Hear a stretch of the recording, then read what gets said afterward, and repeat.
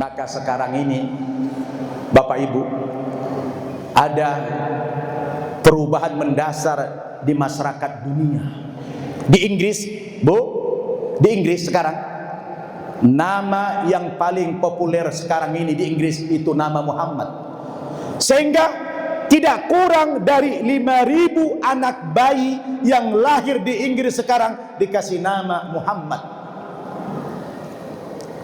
Subhanallah. Orang mulai sadar hari ini. Di Amerika sekarang ini hampir tiap hari orang masuk Islam. Kita kalau jalan-jalan, Pak Bupati tahulah, kalau jalan-jalan kita ke Durban misalnya di Michigan, waduh, perasaan saya kalau jalan-jalan kita di sana bukan di Amerika. Perasaannya seperti kita sedang berada di Timur Tengah. Kenapa? Di mana-mana orang pakai jilbab, di mana-mana wanita pakai cadar, di mana-mana bapak-bapak pakai jubah, di mana-mana orang berjenggot, di mana-mana masjid kedengaran suara azan dari menara. Perasaan bukan di Amerika, di Timur Tengah perasaan kita. Maka ada seorang pendukung Donald Trump yang paling fanatik, namanya Charlie Craig. Dia bilang dalam pidato-pidatonya, karena dia lihat perkembangan Islam di Amerika luar biasa, tidak boleh di Amerika ini terdengar suara azan 5 kali sehari semalam. Tidak boleh kita mendengarkan suara azan. Alhamdulillah terkabul ucapan dia. Terkabul ucapan dia. Tidak boleh mendengarkan suara azan 5 kali. Benar-benar dia selamanya tidak pernah dengar azan lagi. Kenapa? Lagi pidato ditembak dia di depan kampus Utah. Tewas dia ditembak. Saudara-saudara kita menjadi syuhada puluhan ribu di Gaza. Ternyata darah syuhada itu diganti oleh Allah dengan ratusan ribu kalau tidak jutaan orang yang jadi mu'allaf sekarang di dunia ini. Dengan adanya genosid di Gaza, masyarakat dunia seluruhnya yang punya nurani turun ke jalan, berjuta-juta orang, baik di Amerika, di Eropa, di mana-mana. Mereka menyuarakan Free Palestine, Free Palestine, Free Palestine. Luar biasa, luar biasa. Yang bicara Free Palestine bukan hanya orang Islam, tapi kebanyakan orang-orang non-Muslim yang bawa bendera-bendera. Artis-artis sebelum nyanyi dia pakai bendera Palestina. Petinju-petinju, pemain olahraga mau lari, mau tinju, dia pakai kaos Palestina, kaos yang berlogo bendera Palestina. Di seluruh dunia sekarang ini orang teriak Free Palestine, Free Palestine. Lalu saya teringat dengan hadis Nabi. Nabi pernah mengatakan, Innallaha yab'atu li hadhil ummah ala ra'si kulli mi'atin sana man yujaddidu laha dinaha. Rawahu Abu Daud. Kata Nabi, sesungguhnya Allah Subhanahu wa taala akan mengutus kepada umat Islam ini setiap 100 tahun sekali ada mujaddid, ada pembaharu yang datang ke tengah-tengah umat. 100 tahun sekali.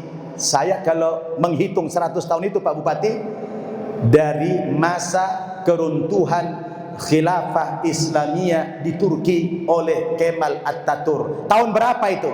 Tahun 1926. Bukan, 1924. Sekarang tahun berapa?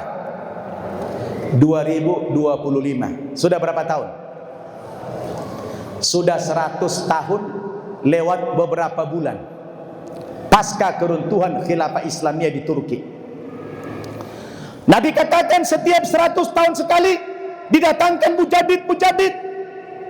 Benar sekali Pak. Sodako Rasulullah. Usapay majul hamu kainang-inang uma-umaon. Coba kita flashback dulu, mundur kita ke 30 tahun yang lalu. Najolo hulikin.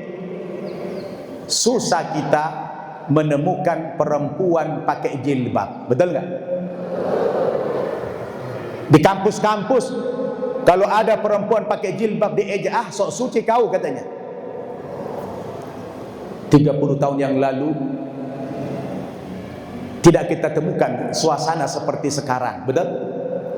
Tapi sekarang di mana-mana wanita pakai jilbab, bahkan pakai cadar, di mana-mana pengajian, di mana-mana tabligh akbar, bukan cuma di masjid, sampai di tanah lapang.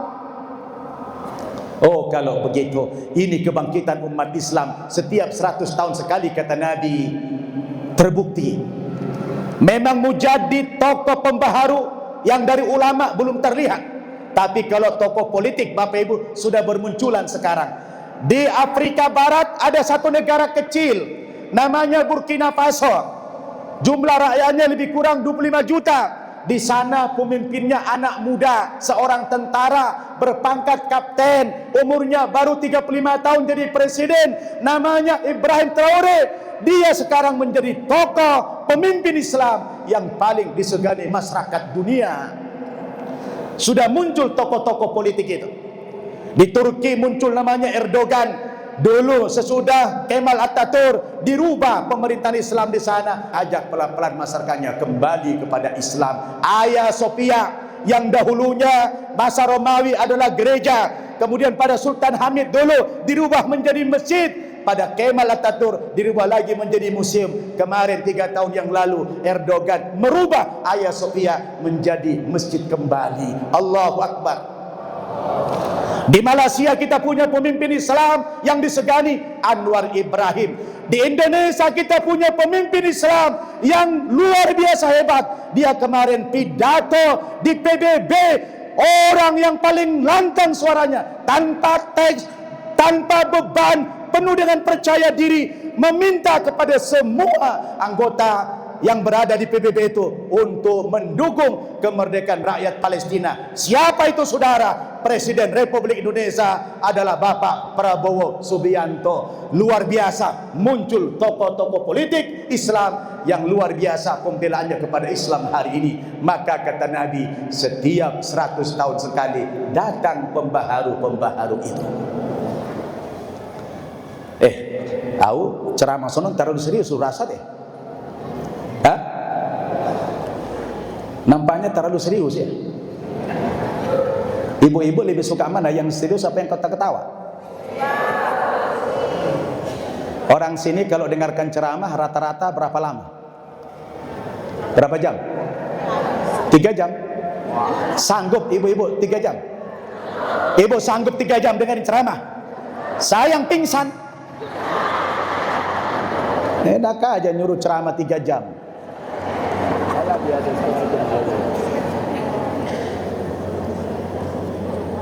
Saya ini beda dengan penceramah lain. Saya kalau ceramah maulid, doktrin saya bukan doktrin apa. Saya lebih berikan wawasan.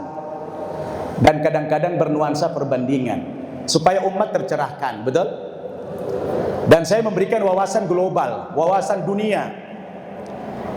Dan saya bicara itu berdasarkan pengalaman. Saya lihat dengan mata kepala saya.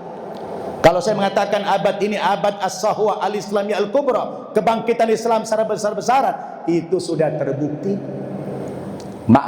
Maaf 1000 kali maaf. Anggo Bapak Ibu, kehe tu Amerika, tu Eropa. Sekarang ini ada perubahan drastis. Orang-orang di barat sekarang berbondong-bondong meninggalkan agamanya. Mereka memilih menjadi agnostik. Pernah dengar agnostik? Agnostik itu orang yang ragu kepada agama dan ragu kepada Tuhan. Maka rumah ibadah mereka dijualin. Dan alhamdulillah orang Islam Indonesia, kita sudah punya 5 masjid di Amerika bekas rumah ibadah mereka. Di LA kita punya masjid bekas rumah ibadah mereka, namanya Masjid At-Thohir. Dibeli sama Boy Thohir, maka dikasih nama At-Thohir, nama bapaknya. Saya selalu nginap di situ.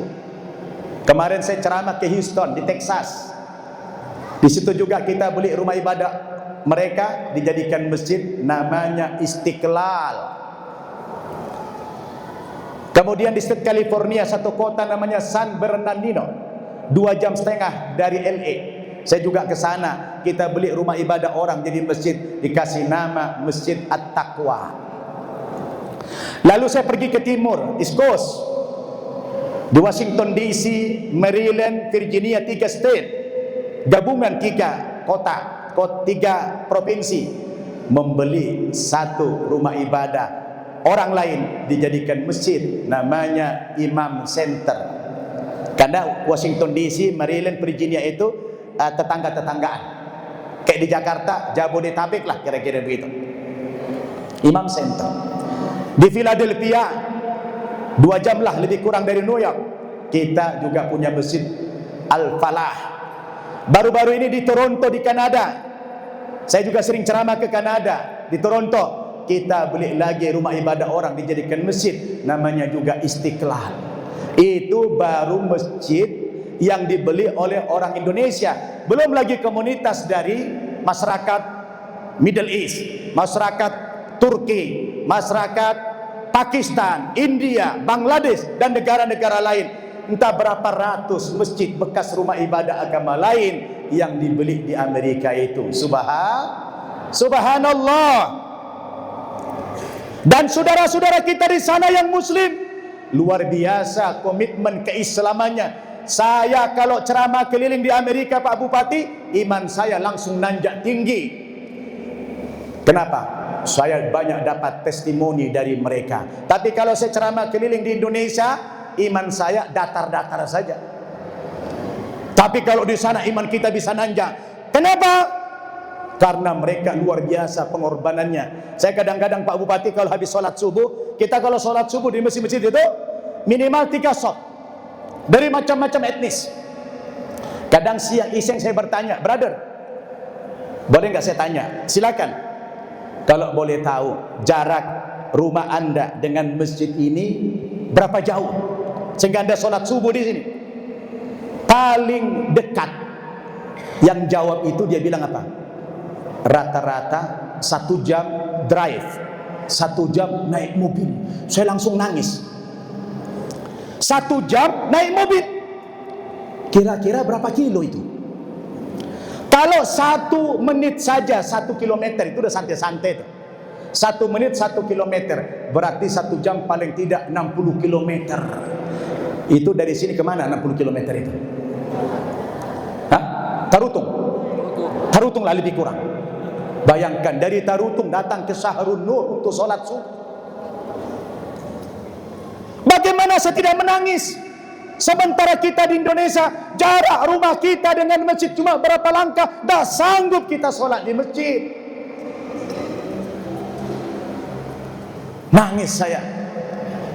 Lalu saya bilang sama beliau, kenapa antum tidak sholat di rumah saja? Kan ada rukhsah, karena jaraknya jauh, ada keringanan buat anda. Apa dia bilang? Ustaz, kita kan sudah beli rumah ibadah orang jadi masjid. Siapa yang akan memakmurkan masjid ini? Maka lil musyrikina ay'amuru masajidallah syahidina ala anfusihim bil kufur. Kan tidak mungkin orang-orang musyrik yang akan memakmurkan masjid ini sementara mereka mempersaksikan dirinya sebagai kafir. Tidak mungkin mereka memakmurkan masjid. Seperti dulu di zaman Nabi sebelum Fathu Makkah, yang ngelola Masjid Al-Haram siapa? Orang musyrik. Abu Jahal ketuanya, Abu Lahab wakilnya, Abu Janda. Sudah ada Abu Janda belum waktu itu?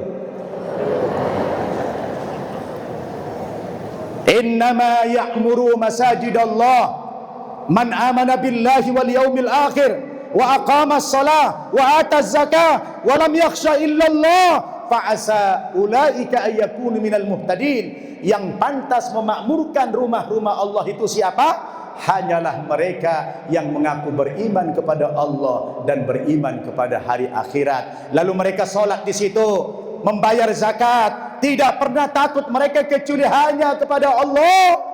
Maka mereka itulah orang-orang yang mendapatkan petunjuk dari Allah Subhanahu wa taala. Saya kalau mendengarkan testimoni saudara kita di sana, nangis saya. Ada lagi penglihatan yang unik di Amerika. Saya Pak Bupati kalau sholat Jumat, 2 yang unik saya lihat. Pertama, di teras-teras masjid di luar sana mereka bikin kursi-kursi. Saya pikir kursi itu bagi orang-orang yang disable, orang-orang yang cacat, orang-orang yang uzur. Ternyata tidak. Yang duduk di kursi itu sholat Jumat adalah orang Kristen dan orang-orang Jewish yang ingin mendengarkan khutbah Jumat. Kaget saya. Akhirnya kadang-kadang begitu habis sholat Jumat, ada yang maju ke depan minta bersyahadat. Allahu Akbar. Yang kedua, yang menarik di Amerika itu, saya jarang menemukan sholat Jumat itu 1 putaran, rata-rata 2 putaran. Kenapa? Masjid sudah tidak mampu lagi menampung jumlah jamaah. Bukan karena masjidnya sedikit, banyak masjidnya, ratusan dalam satu kota, tapi gelombang orang-orang masuk Islam itu tidak bisa dibendung lagi. Orang berbondong-bondong masuk agama Islam itu. Allahu Akbar. Maka wajar-wajar saja kalau saudara kita yang minoritas itu memperlihatkan komitmen keislamannya yang luar biasa. Betullah kata Allah dalam Al-Quran, kam min fi'atin qalilatin ghalabat fi'atan katsiratan bi'nillah. Berapa banyak masyarakat yang kecil bisa mengalahkan jumlah masyarakat yang besar seizin Allah Subhanahu wa taala. Itu terbukti di barat. Orang Islamnya sedikit, tapi karena komitmen mereka yang begitu hebat terhadap Islam, akhirnya bisa mengalahkan orang-orang yang setempat, bahkan orang setempat meninggalkan agamanya. Luar biasa ini Bapak Ibu Saudara.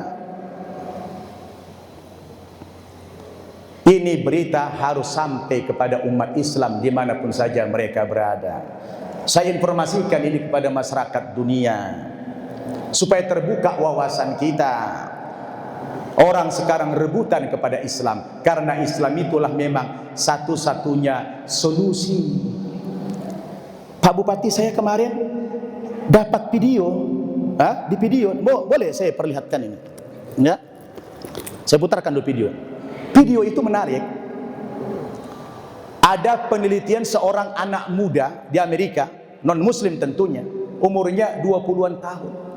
Setelah dia melakukan penelitian tentang kehancuran Amerika hari ini. Amerika itu Pak, udah hancur-hancuran Bu sekarang. Saya kalau jalan-jalan di downtown itu, Allahu Akbar, beda banget dengan Amerika dulu. Downtown sekarang itu udah kumuh, bau, pesing. Kenapa? Di situ dihuni, pakai tenda-tenda oleh orang-orang yang sudah homeless itu. Tidak ada toilet, mereka buang air di mana saja, bau. Hancur ekonomi Amerika. Diteliti, kenapa hancur? Amerika boleh nikah sejenis, laki-laki sama laki-laki, perempuan sama perempuan. Orang pulang kerja langsung kasino. Pak, Bu, akhirnya si pemuda itu ketika meneliti, kesimpulannya apa? Dia bilang, sekarang di Amerika, kata si anak muda itu, sudah waktunya Amerika ini merubah konun, merubah undang-undang Amerika dari sistem demokrasi harus dirubah kepada sistem syariah. Ini yang ngomong bukan saya, yang ngomong itu adalah pemuda Amerika. Ini videonya. Nah, saya kalau ngomong itu pakai data saya. Nih, apa kata Amerika itu? Kata anak muda ini. Katakan bahwa dibandingkan demokrasi, hukum syariat Islam lebih baik untuk Amerika. Apa alasan? Ini orang ini. Mari kita dengarkan.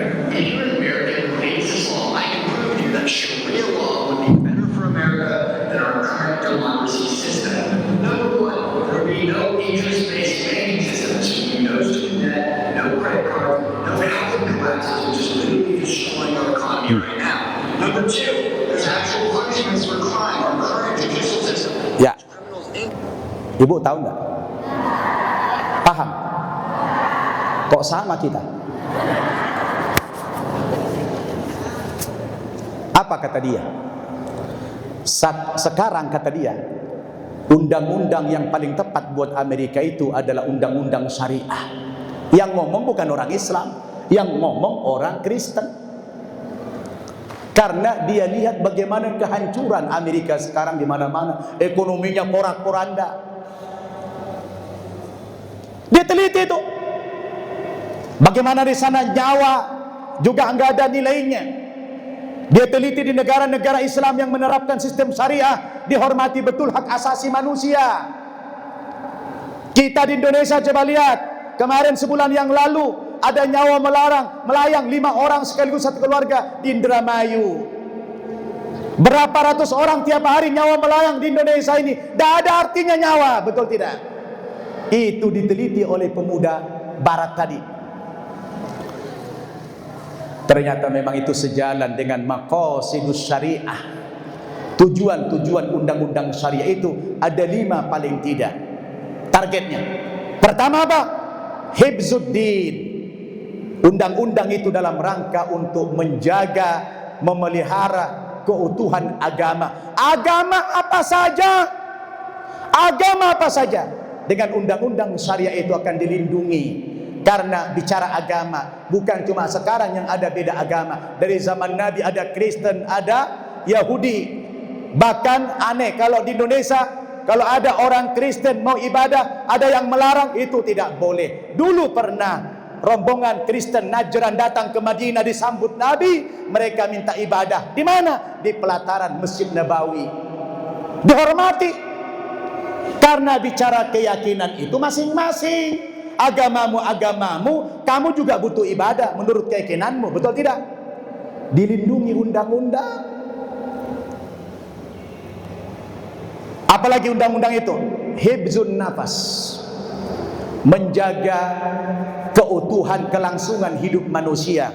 Maka membunuh dalam Islam itu haram, dan dihukumi membunuh satu orang sama seperti membunuh seluruh umat manusia. Kata Allah, man qatala nafsan bi ghairi nafsin aw fasadin fil ardi faka'annama qatala an-nasa jami'a.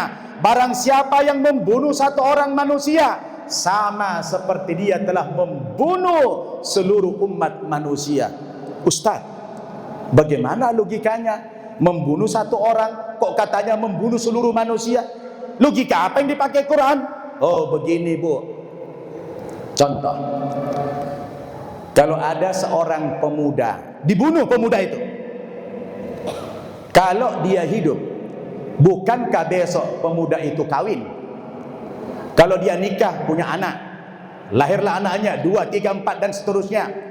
Nanti kan anaknya nikah lagi, lahirlah cucu, cucunya kan nikah lagi, lahir cicit, cicitnya kan nikah lagi. Berapa generasi yang dibunuh dari satu orang ini? Betul? Oh, makul, logik sekali itu Quran.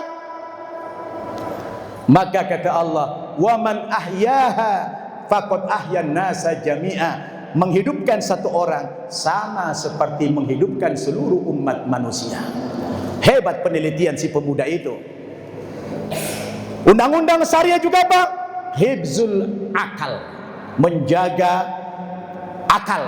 Maka haram hukumnya meracuni akal dengan khamar, dengan tuak, dengan minuman keras.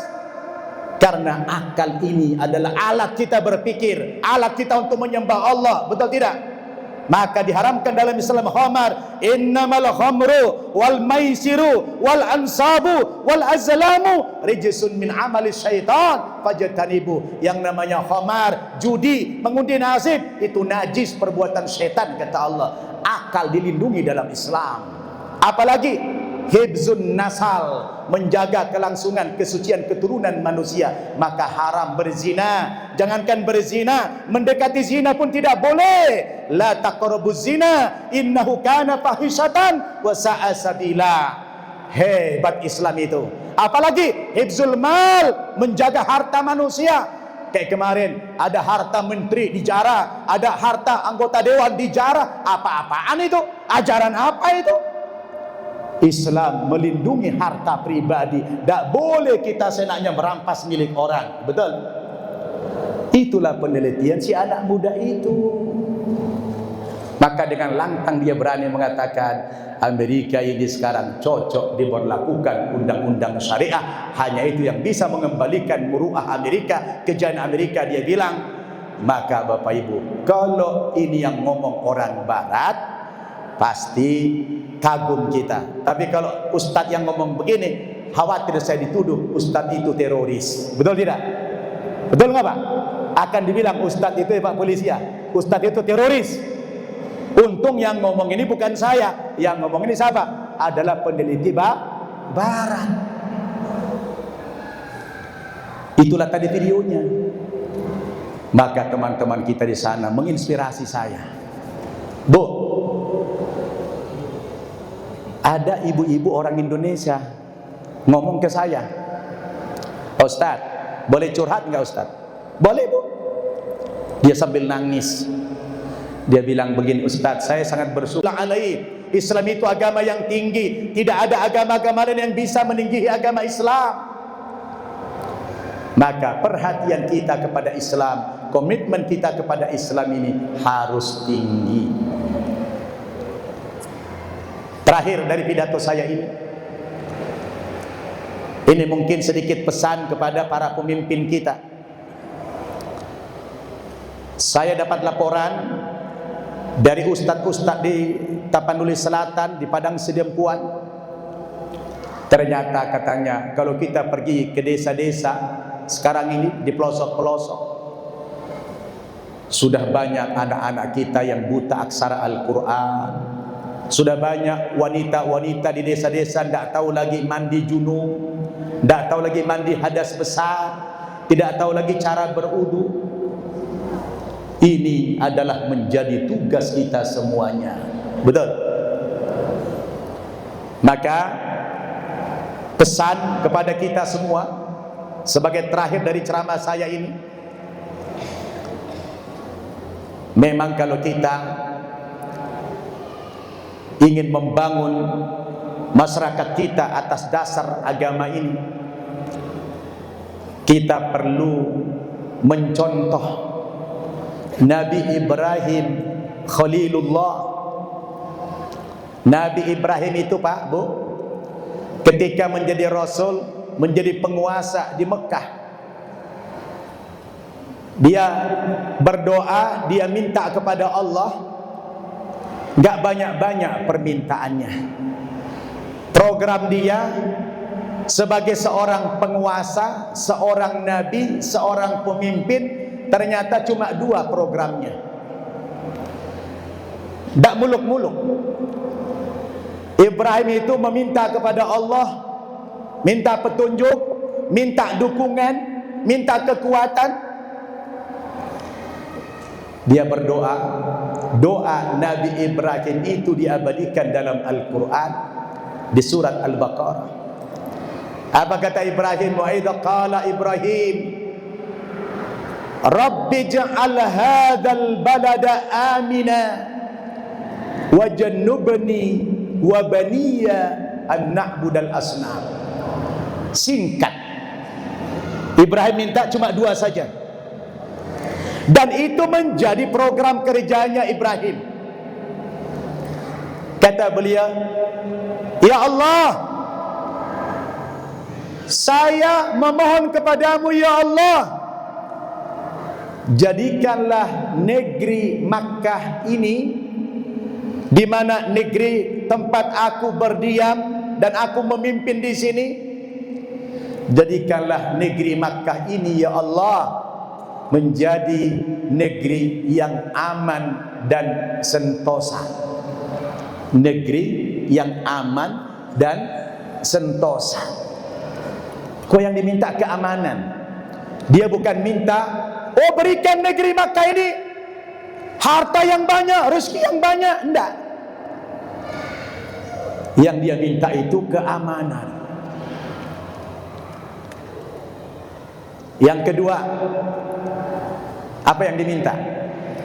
Wajannubni wa baniya an na'budal asnam. Dan jauhkanlah aku dan keturunanku ya Allah beserta umatku semua dari kemusyrikan menyembah kepada berhala. 2 poin aja programnya Nabi Ibrahim. Apa yang pertama tadi diminta? Dia minta keamanan. Ternyata ini sudah mencakup semua hajat manusia kalau sudah aman. Kenapa tidak minta kaya? Kenapa tidak minta rezeki yang banyak? Pak, Bu, kaya, rezeki banyak, Kalau tidak aman, enak nggak? Kita sudah merasakan 4 tahun yang lalu, 5 tahun yang lalu ketika Covid. Rasanya tersiksa kita, betul? Punya uang banyak di bank, berangkat kita ke ATM, tersiksa kita. Berangkat ke ATM, begitu mau masuk semprot dulu pintunya, betul? Buka, masuk ke dalam ATM, semprot lagi, betul? Keluarkan dompet, ambil ATM-nya, ambil ATM, masukin, keluar uang, gitu keluar, semprot, nambah lagi, keluar uang, semprot lagi, habis selesai, semprot lagi ATM-nya, mau keluar, semprot lagi dirinya. Allahu Akbar, tersiksa amat kita, betul tidak? Kenapa? Banyak uang, tapi tak aman kita, dibayang-bayangi rasa takut, betul tidak? Maka permintaan Ibrahim itu logis. Ya Allah, jadikan negeri Makkah ini negeri yang aman. Karena kalau sudah aman, itu sudah mencakup semuanya, betul? Kita menikah, cari apa nikah? Cari aman, cari sakinah, supaya damai, supaya tenang, betul tidak?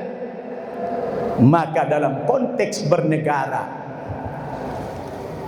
saya ingin menyumbang pemikiran kepada para pemimpin kita di Indonesia ini, merujuk kepada doa Ibrahim tadi yang diminta cuma dua ini saja bisa diterapkan oleh para pemimpin kita, maka pemimpin kita itu akan dikenang sepanjang zaman berhasil membawa negara yang dia pimpin menuju baldatun thayyibatun wa rabbun ghafur.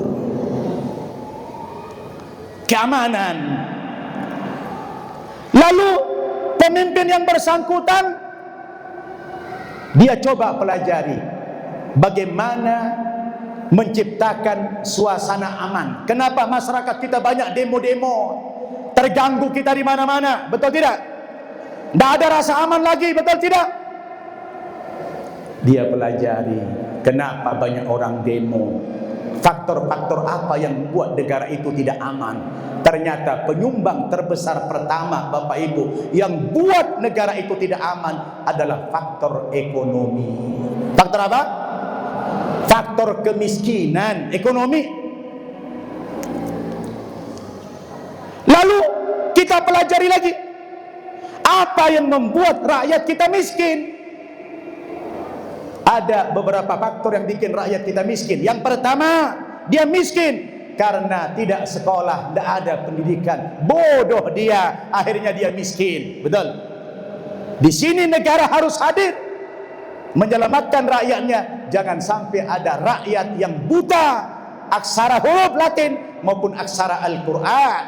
Karena kalau bodoh rakyatnya, miskin rakyatnya, itu menjadi beban negara. Betul tidak? Itu yang pertama, karena kebodohan, tidak sekolah. Maka saya dengar kemarin dari Pak Regar, Pak Bupati katanya lagi punya program menciptakan SR katanya. Apa itu SR? Itu sekolah rakyat kepada orang-orang, jangan sampai tidak sekolah. Saya bilang kok sama dengan ada di pikiran saya. Ini program Pak Bupati mantap nih, saya bilang. Amerika, coba lihat. Amerika itu semua sekolah dari TK sampai SMA sederajat, tidak ada yang bayar, free. Bahkan mereka siapkan bis umum, kendaraan anak, dikasih snack. Maka tidak ada anak-anak di Amerika itu, Bu, yang dikasih uang jajan. Tidak pernah orang di sana kenal uang. Anak-anak nggak kenal uang, Bu. Dikasih uang jajan buat apa? Di sana nggak ada warung-warung, nggak ada kantin. Karena negara sudah menyediakan snack.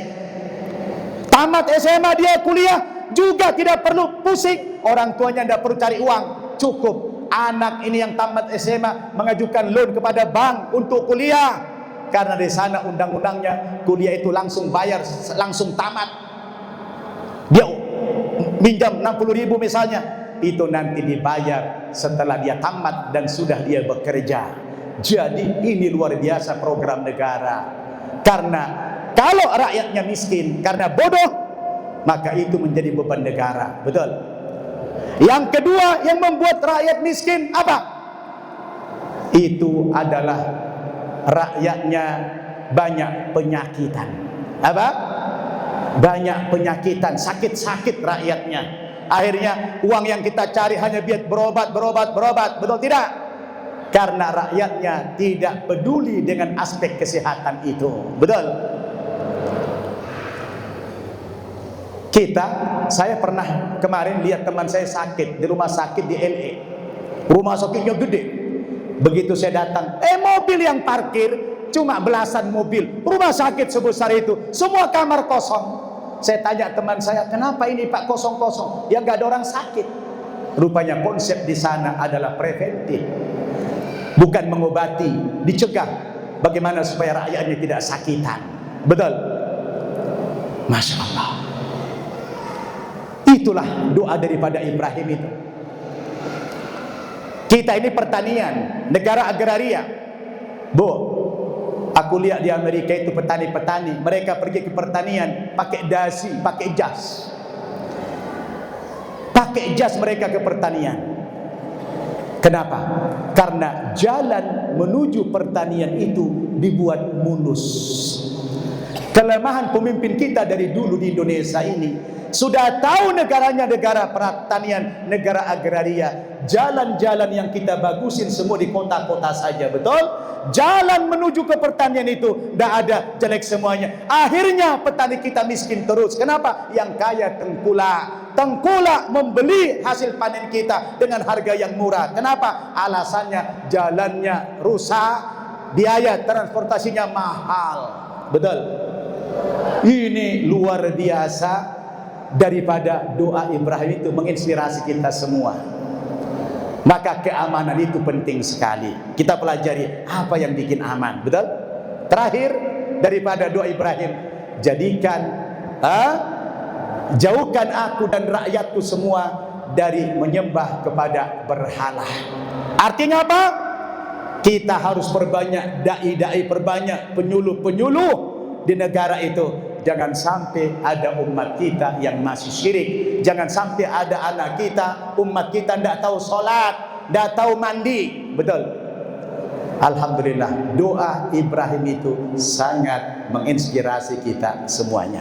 Mudah-mudahan ini bisa kita terapkan dalam kehidupan kita berbangsa dan bernegara, sehingga dari waktu ke waktu umat kita semakin bangkit dan semakin mengalami kemajuan yang kita idam-idamkan. Amin ya rabbal alamin. Ini saja Bapak Ibu, waktunya sudah terlewatkan. Terima kasih kepada Pak Bupati, Pak Wakil Bupati, dan semua para stakeholder di pemerintah Kabupaten Tapin Selatan yang terus memperhatikan kehidupan rakyat kita, kehidupan agama kita. Semoga syiar Islam yang semacam ini terus semakin kita tingkatkan untuk memajukan agama kita di tempat ini. Kalau agama kita sudah maju, insya Allah akan diberikan keberkahan oleh Allah Subhanahu wa Ta'ala. Dan semoga ceramah-ceramah para ulama-ulama kita terus memberikan pencerahan kepada kita untuk kebaikan kita yang lebih baik di masa mendatang. Kita bertekad, Bu, kita bertekad besok harus lebih baik daripada hari ini, dan hari ini kita lebih baik daripada yang kemarin. Mohon maaf kalau ceramah saya ada yang kurang berkenan atau mungkin juga terlalu panjang, karena saya nanti datang lagi ke sini insya Allah 30 tahun mendatang. Tolong diagendakan Pak Bupati, sampaikan kepada, kalau Bapak nanti sudah selesai 2 periode, titip pesan kepada Bupati berikutnya, undang Ustaz Nababan setiap 30 tahun sekali. Terima kasih dan mohon maaf, saya menutup dengan satu kata dari ungkapan Abdullah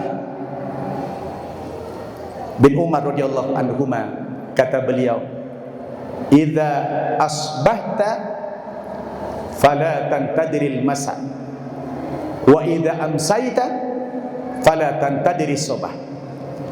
Kalau kamu berada di waktu pagi hari mendapatkan pencerahan yang seperti ini, lalu muncul niat untuk beramal, jangan tunda-tunda amal itu sampai nanti sore. Atau sebaliknya, kalau kamu berada di waktu sore mendengarkan ceramah, ada pencerahan, lalu berniat untuk berubah ke arah yang lebih baik, jangan tunda niat itu sampai besok pagi lagi. Wallahu a'lam bishawab. Wassalamualaikum warahmatullahi wabarakatuh.